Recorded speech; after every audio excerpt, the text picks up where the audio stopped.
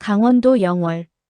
산맥이 겹겹이 포개진 이곳은 하늘도 땅도 사람의 손길이 닿기 어려운 곳이었습니다. 조선 중기, 이 험한 산중턱에 한 사내가 은거하고 있었어요. 이름은 강우진. 한때 사헌부 감찰로 조정의 비리를 파헤치던 날카로운 칼날 같은 사람이었죠. 하지만 권력의 검은 그림자가 정의보다 짙어지자 그는 스스로 관복을 벗고 이곳으로 내려왔습니다. 세상과의 연을 끊는다는 건 쉬운 일이 아니에요. 하지만 우진에겐 필요했습니다. 고요함이, 침묵이, 더 이상 썩은 권력 앞에서 무릎 꿇지 않아도 되는 자유가. 그렇게 3년이란 시간이 흘렀어요. 가을비가 억수같이 쏟아지던 밤이었습니다. 바람이 기와를 흔들고 나무들이 신음하듯 흔들리는 그 밤. 우진은 책상 앞에서 촛불을 켜고 묵은 서책을 읽고 있었죠. 평온한 밤이 될 거라 생각했습니다. 그런데 문 밖에서 무언가 소리가 들려왔어요. 바람 소리, 아니면 짐승의 울음. 귀를 기울이자 분명했습니다. 사람의 목소리였어요. 가늘고 떨리고 금방이라도 꺼질 것 같은. 우진이 문을 열었을 때 그 앞엔 8살쯤 되어 보이는 아이가 서 있었습니다. 빗물에 흠뻑 젖은 채로요. 아이의 얼굴은 창백했고 입술은 파랗게 질려 있었어요. 두 눈은 초점을 잃은 채 허공을 응시하고 있었습니다. 마치 혼이 반쯤 빠져나간 사람처럼. 그 아이가 떨리는 목소리로 간신히 말했죠. 어머니가 돌아가셨다고. 제발 하룻밤만 재워달라고. 목소리는 거기서 끊겼어요. 아이는 그대로 무릎이 꺾이며 쓰러졌습니다. 우진은 망설이지 않았습니다.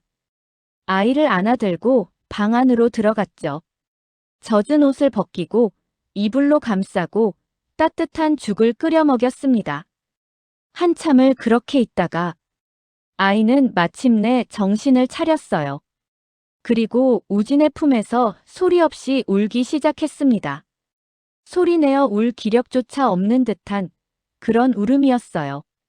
우진은 아이의 등을 토닥이며 조용히 말했습니다. 울어도 괜찮다고. 여긴 내가 쉴 곳이니까. 그날 밤, 영월의 산중 오두막에 두 개의 운명이 조용히 엮이기 시작했습니다. 다음 날 아침은 거짓말처럼 맑았습니다. 어젯밤의 폭우가 무색할 만큼 햇살이 따스하게 방 안으로 스며들었어요. 우진이 눈을 떴을 때 이수는 이미 깨어나 마루에 앉아 있었습니다. 작은 손으로 빗자루를 들고 마당을 쓸고 있었죠. 8살 아이치고는 제법 야무진 손놀림이었어요. 우진은 아침상을 차리며 아이를 불렀습니다. 이수는 조용히 상 앞에 앉았죠. 그런데 이상한 일이 벌어졌어요. 아이가 우진의 책상 위에 놓인 사서 삼경을 가리키더니 물었습니다. 저기 놓인 게 논어 맹자편이냐고. 우진은 깜짝 놀랐어요. 8살 아이가 한문 서책을 알아본다고요? 더군다나 책 등의 작은 글씨를 읽을 수 있다니. 아이는 어머니께서 가르쳐 주셨다고 했습니다. 천자문은 5살 때 뗐다고 했죠. 보통 집안아이가 아니었습니다. 우진은 직감했어요. 이 아이에겐 뭔가 사연이 있다고. 하지만 그는 묻지 않았습니다. 아이가 스스로 말할 준비가 될 때까지 기다리기로 했죠. 그런데 평화는 그리 오래가지 못했습니다. 사흘째 되던 날 오후, 마을에서 나무를 해오던 박씨 영감이 우진의 오두막을 찾아왔어요. 그의 얼굴엔 묘한 긴장감이 서려 있었습니다. 큰일이 났다고 했어요. 마을 윤진사댁에서 난리가 났다고. 조카딸이 실종됐다며 온 동네를 뒤지고 있다고 했습니다. 우진의 시선이 방 안쪽으로 향했습니다. 이수는 문틈으로 박 씨를 바라보고 있었어요. 그 눈빛이 심상치 않았습니다. 공포. 아니, 그보다 더 깊은 무언가. 박 씨가 말을 이었습니다. 윤 진사는 덕망 높은 양반이라고. 형님 내외가 돌림병으로 돌아가신 뒤 조카를 친자식처럼 키우셨다고.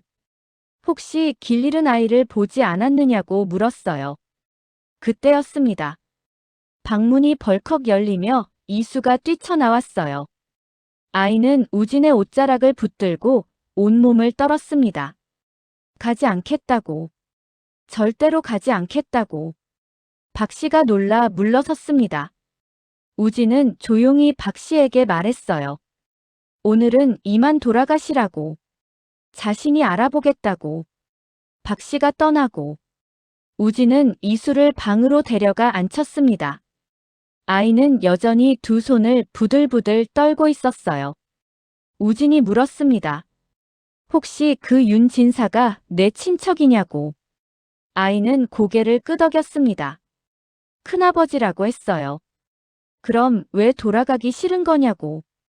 혹시 그분이 너를 괴롭혔느냐고 물었습니다. 이수는 한참을 입술을 깨물었습니다. 그리고는 마침내 입을 열었어요. 큰아버지가 어머니를 죽였다고. 우진의 눈빛이 변했습니다. 아이는 떨리는 목소리로 말을 이었어요. 큰아버지가 어머니께 약을 다려왔다고. 그런데 그 약을 드신 뒤로 어머니는 더 아프셨다고. 마지막 날 밤 큰아버지가 어머니 손을 붙잡고 뭔가 종이에 도장을 찍게 했다고. 어머니는 울면서 싫다고 하셨는데도 그날 밤 어머니가 돌아가셨답니다. 큰아버지는 웃고 있었다고. 이수에게 이제 내가 내 딸이라고 했다고. 우진의 주먹이 굳게 쥐어졌습니다. 여러분은 믿을 수 있으신가요? 가족이라는 이름으로 피부치라는 이유로 저질러지는 끔찍한 범죄를. 우진은 오랫동안 침묵했습니다. 그의 머릿속에선 수많은 생각이 교차했어요. 증거는 있는가? 법으로 막을 수 있는가? 아니, 그 전에 이 아이를 지킬 수 있는가? 그는 천천히 일어났습니다. 그리고 오랫동안 열지 않았던 낡은 괴짝을 열었어요. 그 안에는 먼지가 쌓인 관복이 들어있었습니다. 사헌부 감찰의 관복. 정의를 버린 세상에 등을 돌렸던 그가 다시 한번 그 옷을 꺼내 드는 순간이었습니다.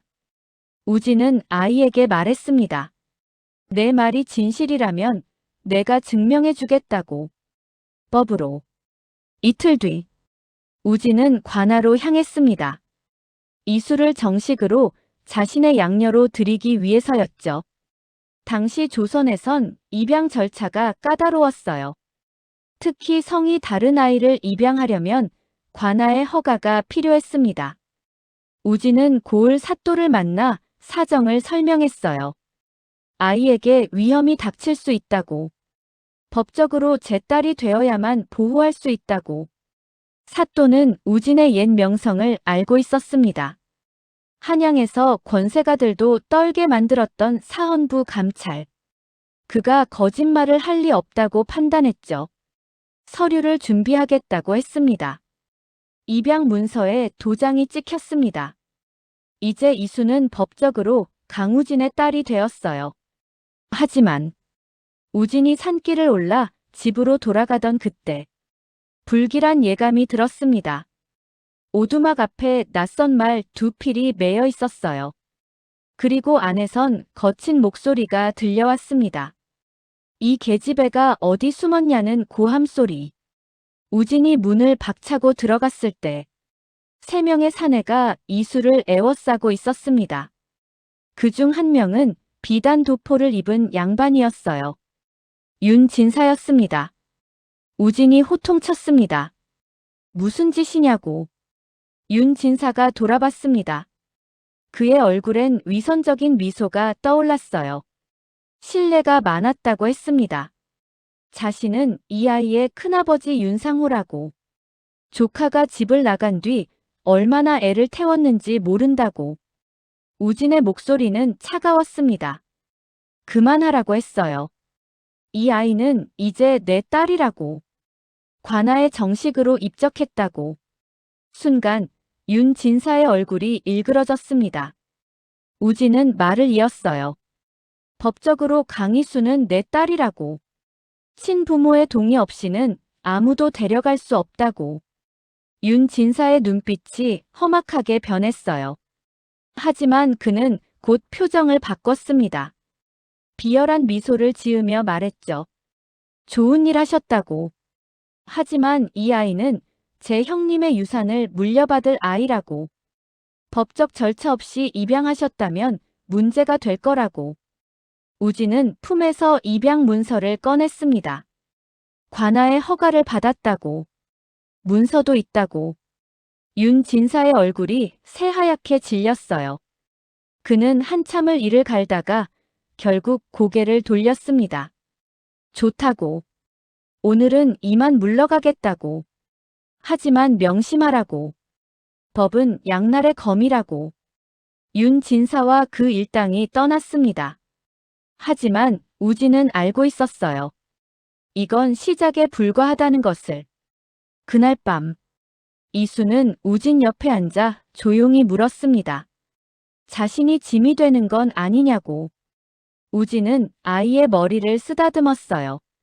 아니라고. 넌 이제 내 딸이니까. 며칠이 지났습니다. 윤 진사는 표면적으론 물러난 것처럼 보였어요. 하지만 우진은 방심하지 않았습니다. 그는 마을 사람들에게 은근슬쩍 물어보기 시작했죠. 윤 진사는 과연 어떤 사람인가?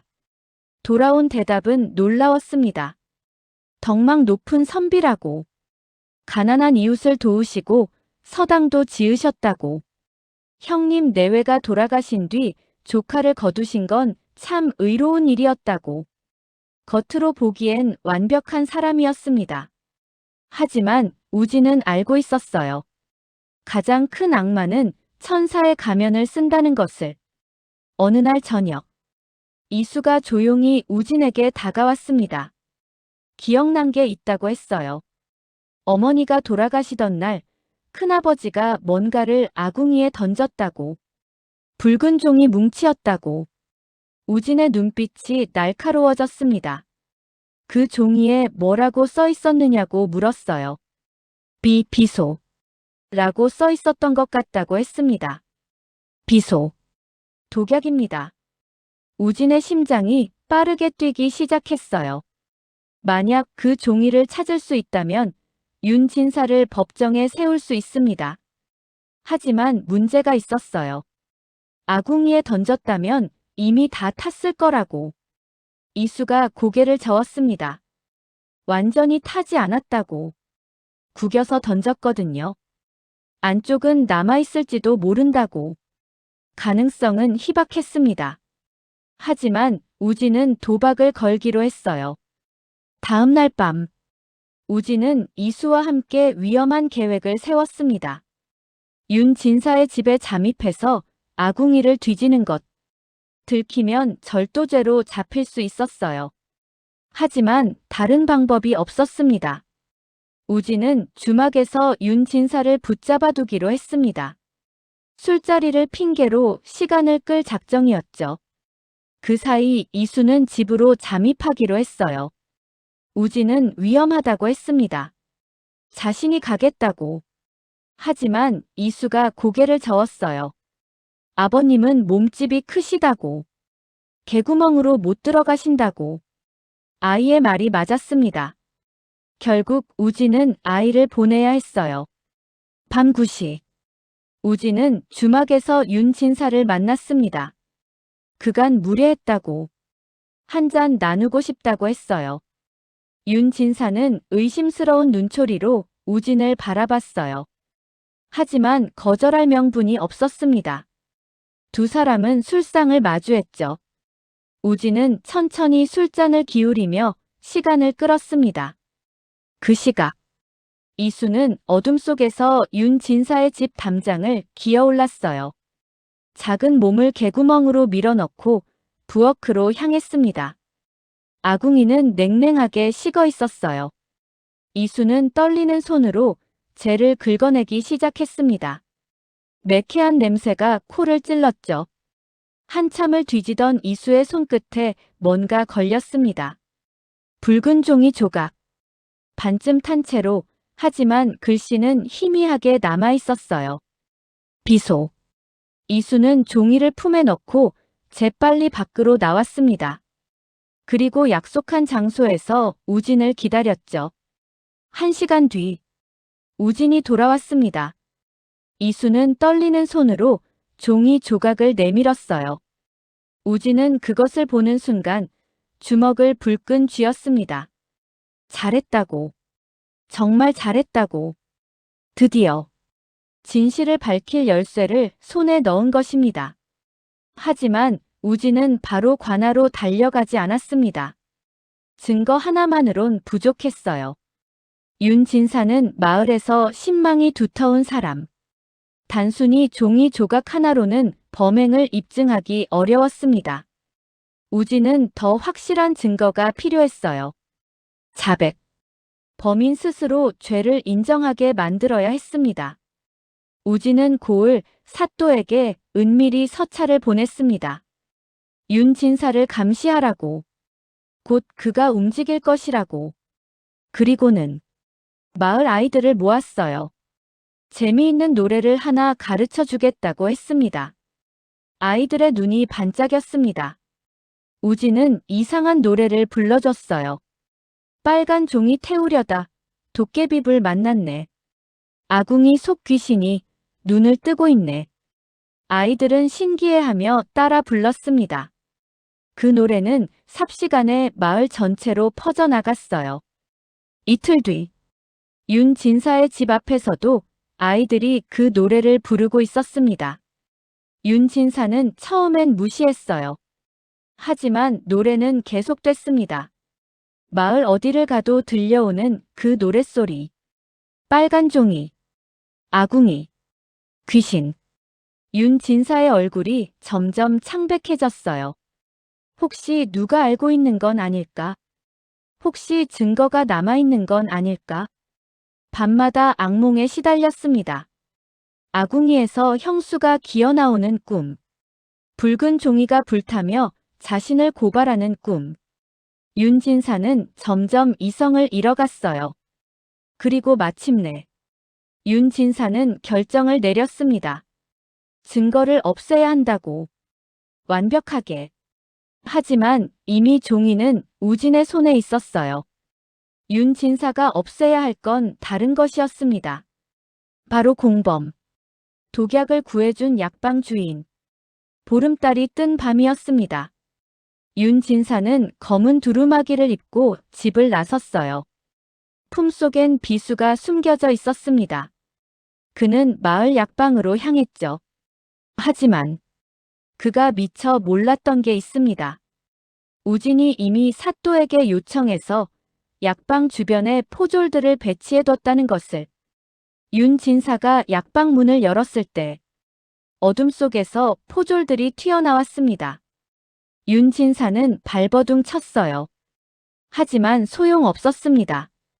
그는 결국 포박당한 채 관아로 끌려갔죠. 사흘 뒤, 관아 마당에서 재판이 열렸습니다. 마을 사람들이 모두 모여들었어요. 덕망 높던 윤진사가 살인 혐의로 재판을 받는다니 믿을 수 없는 일이었습니다. 사또가 위험 있는 목소리로 물었습니다.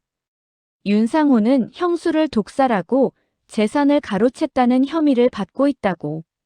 무어라 변명하겠느냐고.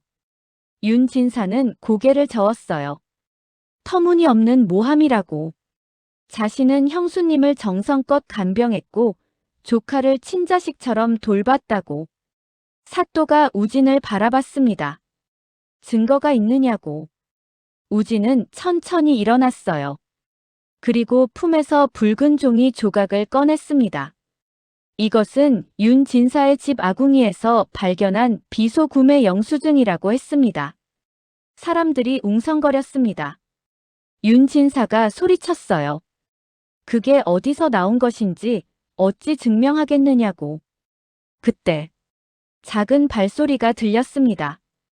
이수가 앞으로 걸어 나왔어요. 10살이 채 안 된 아이였지만 그 눈빛은 흔들림이 없었습니다. 아이는 말했습니다. 자신이 봤다고. 어머니가 돌아가시던 날 큰아버지가 붉은 종이를 구겨서 아궁이에 던지는 걸 봤다고. 그리고 어머니 손을 억지로 붙잡고 도장을 찍게 했다고. 어머니는 울면서 거부하셨지만 소용없었다고. 사람들이 숨을 죽였습니다. 그날 밤 어머니가 돌아가셨다고. 큰아버지는 웃고 계셨다고. 윤진사의 얼굴이 일그러졌어요. 이것이라고 외쳤습니다. 어린 것이 어른을 모함한다고. 하지만 그때 약방 주인이 끌려 나왔습니다. 늙은 약방 주인은 떨리는 목소리로 고백했어요. 자신도 죄인이라고. 윤 진사님이 비소를 달라고 하셨을 때 쥐약이라고 하셔서 팔았다고. 하지만 그 양이 너무 많아 이상했다고. 모든 퍼즐이 맞춰졌습니다. 사또가 호통쳤어요. 윤상호, 아직도 발뺌하겠느냐고. 윤진사는 그제야 무릎을 꿇었습니다. 그의 얼굴에서 가면이 벗겨졌어요. 더 이상 덕망 높은 선비가 아니었습니다. 그저 탐욕의 눈먼 살인자일 뿐. 입을 열었습니다. 형수님의 재산이 너무 컸다고. 조카 하나만 없애면 모든 게 제 것이 될 수 있었다고. 그의 자백에 마을 사람들은 경악했어요. 믿었던 사람의 진짜 얼굴을 본 순간이었습니다. 사또가 판결을 내렸습니다. 윤상호는 존속살해의 죄로 유배에 처한다고. 재산은 모두 환수하여 피해자 이수에게 돌려준다고. 윤진사는 포졸들에게 끌려갔어요. 그가 관할을 나설 때 이수와 눈이 마주쳤습니다. 아이는 더 이상 두려워하지 않았어요. 그저 조용히 서 있을 뿐이었습니다. 재판이 끝난 뒤 이수는 법적으로 어머니의 재산을 되찾았습니다. 마을 한가운데 있는 큰 기와집, 넓은 논밭, 그리고 적지 않은 재물. 10살도 안 된 아이가 감당하기엔 너무 큰 것들이었어요. 마을 사람들은 말했습니다. 이제 좋은 데로 시집 가겠다고. 부잣집 도련님이랑 혼처를 정하면 평생 편하게 살 수 있을 거라고. 하지만 이수의 선택은 달랐습니다. 어느 봄날, 이수는 우진과 함께 큰 기와집 앞에 섰어요. 아이가 말했습니다. 이 집을 서당으로 만들고 싶다고. 우진이 놀라 아이를 바라봤습니다. 서당이라니. 이수가 설명했어요. 마을에 글 배우고 싶어하는 아이들이 많다고. 하지만 돈이 없어서 못 배우는 아이들이 많다고. 어머니라면 분명 이렇게 하셨을 거라고. 우진은 한참을 아이를 바라봤어요. 그리곤 빙그레 웃었습니다. 좋은 생각이라고. 그렇게 하자고. 석 달 뒤, 큰 기와집은 의당서당이라는 이름의 서당으로 바뀌었습니다. 가난한 집 아이들도 천민의 자식들도 누구나 무료로 글을 배울 수 있는 곳. 우진이 훈장을 맡았고 이수는 아이들을 돌보는 작은 선생님이 되었어요. 서당이 문을 연 첫날, 20명이 넘는 아이들이 찾아왔습니다. 그 아이들의 눈빛 속엔 배움에 대한 갈증이 가득했어요. 우진은 훈장대 앞에 서서 천천히 말했습니다. 배움이란 무엇인가? 글을 아는 것만이 배움이 아니라고.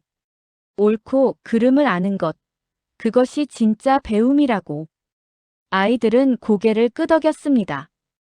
그날 저녁, 우진과 이수는 산길을 걸었어요. 노을이 지는 영월의 산자락은 아름다웠습니다. 우진이 문득 멈춰서서 품에서 무언가를 꺼냈어요. 작은 꽃신 한 켤레였습니다. 분홍색 비단으로 만든 아이 신발. 우진이 말했습니다. 이제 무서운 일은 없을 거라고. 하지만 혹시라도 힘든 일이 생기면 이 애비 뒤에 숨으라고. 우리 이제 꽃길만 걷자고. 이수의 눈에 눈물이 맺혔습니다. 하지만 이번엔 슬픔의 눈물이 아니었어요. 아이가 고개를 끄덕였습니다. 네, 꽃길만 걸어요. 여러분은 혹시 알고 계신가요? 진짜 가족이 무엇인지를. 피로 이어진 관계가 가족일까요? 아니면 마음으로 이어진 관계가 가족일까요? 강우진과 이수. 이 두 사람은 피 한 방울 섞이지 않았습니다. 하지만 서로를 지키고 서로를 믿고 서로를 위해 싸웠어요. 그로부터 10년 뒤, 의당서당은 영월에서 가장 유명한 서당이 되었습니다. 그곳에서 배운 아이들이 과거에 급제하고 훌륭한 관리가 되고 마을의 어른이 되었죠. 이수는 20살이 되었어요. 총명하고 의로운 여인으로 자랐습니다. 마을 사람들은 그를 영월의 자랑이라 불렀어요. 우진은 머리가 새었지만 여전히 서당에서 아이들을 가르쳤습니다. 그리고 가끔 저녁 무렵이면 이수와 함께 산길을 걸었어요. 둘은 나란히 걸으며 하루를 이야기했습니다. 이수가 말했어요. 오늘 서당에 새로 온 아이가 있다고. 정말 똑똑한데 집이 너무 가난해서 걱정이라고. 우진이 대답했습니다. 그럼 우리가 도와줘야지. 이수가 밝게 웃었습니다. 두 사람의 뒷모습 위로 영월의 햇살이 따스하게 내리쬐고 있었습니다. 강우진과 이수의 이야기. 핏줄보다 진한 인연의 이야기.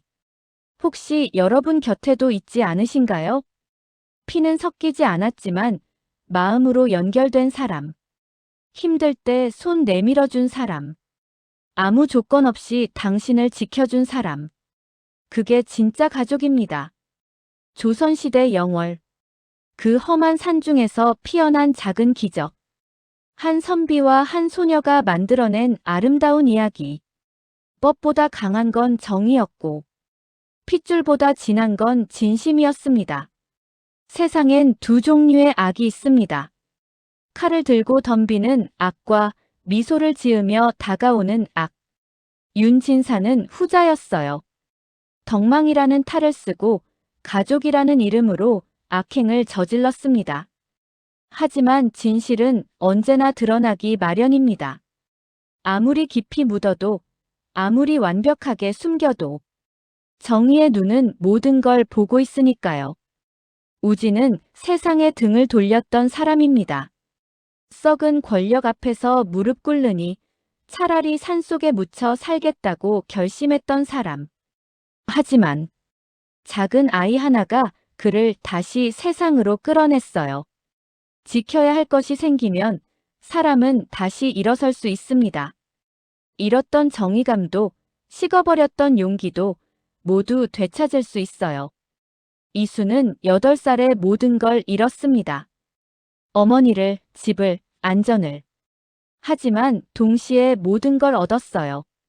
진짜 아버지를, 진짜 가족을, 진짜 사랑을. 피로 맺어지지 않은 인연이 때론 피보다 더 진할 수 있다는 걸 그 아이는 증명했습니다. 의당서당의 현판에는 작은 글씨가 새겨져 있었다고 합니다. 의는 마음에서 나오고 당은 사람을 품는다. 이수가 직접 쓴 글귀였어요. 정의는 거창한 곳에 있지 않다고. 작은 마음씨 하나하나가 모여 정의가 된다고. 그리고 그 정의는 반드시 누군가를 품어야 한다고. 10살 아이가 깨달은 진리였습니다. 우진과 이수는 평생을 함께 살았습니다. 이수가 혼인을 할 나이가 되었을 때도 서당을 떠나지 않았어요. 좋은 혼처가 많았지만 아이는 고개를 저었습니다. 자신의 자리는 여기라고. 아버지 곁이라고. 아이들을 가르치는 이곳이라고. 결국 이수는 평생 서당을 지켰습니다. 그리고 우진이 80의 나이로 눈을 감을 때까지 단 하루도 곁을 떠나지 않았어요. 우진의 마지막 말이 전해집니다. 임종을 앞두고 이수의 손을 잡고 말했다고 해요. 내 평생 가장 잘한 일이 무엇이냐면 그날 밤 빗속에 선 너를 집으로 들인 거라고. 이수는 울면서 대답했답니다. 저도 그래요, 아버님. 그날 밤 아버님 문을 두드린 게 제 평생 가장 잘한 일이에요. 두 사람의 묘는 의당서당 뒤편 언덕에 나란히 놓여 있다고 합니다. 비석엔 이렇게 새겨져 있어요. 의당 강우진과 그의 딸 강희수. 피는 섞이지 않았지만 마음은 한 몸이었던 두 사람.